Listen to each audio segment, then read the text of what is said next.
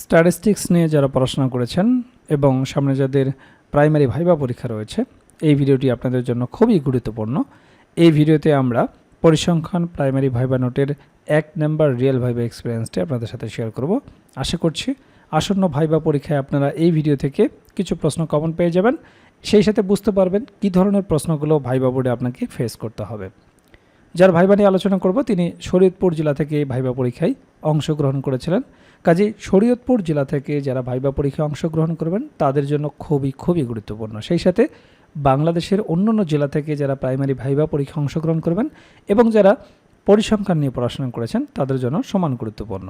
তো যেমনটি ছিল তার ভাইবা এক্সপিরিয়েন্স, প্রথমে অনুমতি নিয়ে প্রবেশ করলাম, এরপর কাছে গিয়ে সালাম দিলাম, ডিপিও স্যার বসতে বলেন, আমি ধন্যবাদ দিয়ে আসন গ্রহণ করলাম।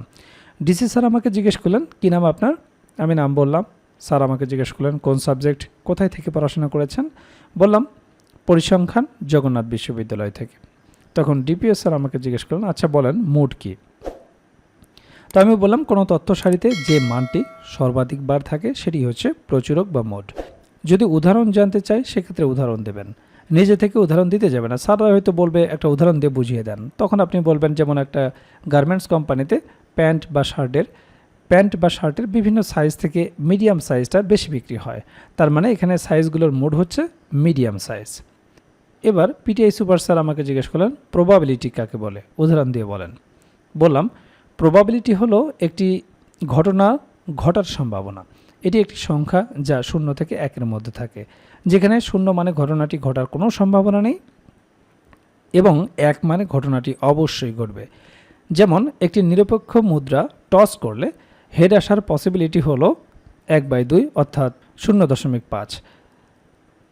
ডিসি স্যার এবার জিজ্ঞেস করলেন কোরিলেশন কাকে বলে। বললাম 2 বা ততোধিক চলকের মধ্যে যে সম্পর্ক বিদ্যমান তাকে সংশ্লেষণ বা কোরিলেশন বলে। উদাহরণ যদি জানতে চাই সেক্ষেত্রে বলবেন কোনো এলাকার ধানের উৎপাদনের সাথে জমির উর্বরতা এবং বৃষ্টিপাতের পরিমাণ নির্ভরশীল। এছাড়াও আপনি কোরিলেশন আরও অনেক উদাহরণ দেওয়া যায়, সেগুলো থেকেও দিতে পারেন।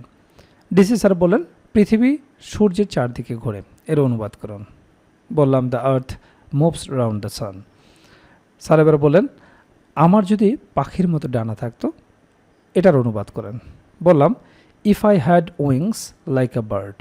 এরপর ডিসি স্যার বলেন একটা কবিতা বলেন, আমি বললাম, স্যার বলেন আসতে পারেন, আমি সালাম দিয়ে কাগজপত্র নিয়ে চলে আসলাম।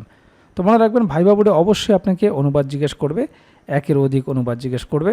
তো আপনারা দেখলেন ভাইবা বোর্ডে কী ধরনের প্রশ্নগুলো জিজ্ঞেস করা হয়, কোন বিষয় থেকে প্রশ্ন জিজ্ঞেস করা হয়। আর এই বিষয়গুলো নিয়েই আমরা তৈরি করেছি প্রাইমারি ভাইবার জন্য কমপ্লিট একটা প্যাকেজ, যে প্যাকেজে আপনার বিষয়ভিত্তিক ভাইবা প্রশ্নোত্তর থাকবে, একেবারে রিয়েল ভাইবার আলোকে বিষয়ভিত্তিক নোটটি তৈরি করা হয়েছে।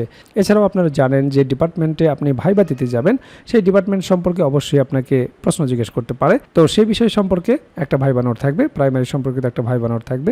প্রাইমারি ভাইবাই অবশ্যই আপনাকে অনুবাদ জিজ্ঞেস করবে, অনুবাদের উপর একটা ভাইবা নোট থাকবে, যেগুলো প্র্যাকটিস করে গেলেই যথেষ্ট।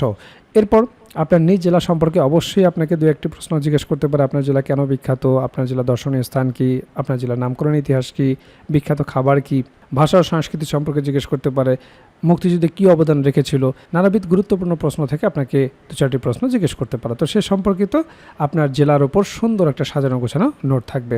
এছাড়াও 1947 থেকে শুরু করে বর্তমান সমসাময়িক পর্যন্ত গুরুত্বপূর্ণ বিষয়ের উপর যে সমস্ত প্রশ্নগুলো আপনাকে জিজ্ঞেস করতে পারে সেই বিষয়গুলো নিয়ে সুন্দরভাবে সাজানো গোছানো একটা সাধারণ জ্ঞান ভাইবা নোট থাকবে। এছাড়াও আপনারা জানেন যে প্রাইমারি ভাইবা বোর্ডে বাংলা ব্যাকরণ এবং সাহিত্য অংশ থেকে বেসিক কিছু প্রশ্ন জিজ্ঞেস করে থাকে, সে বিষয়ে একটি ভাইবা নোট থাকবে।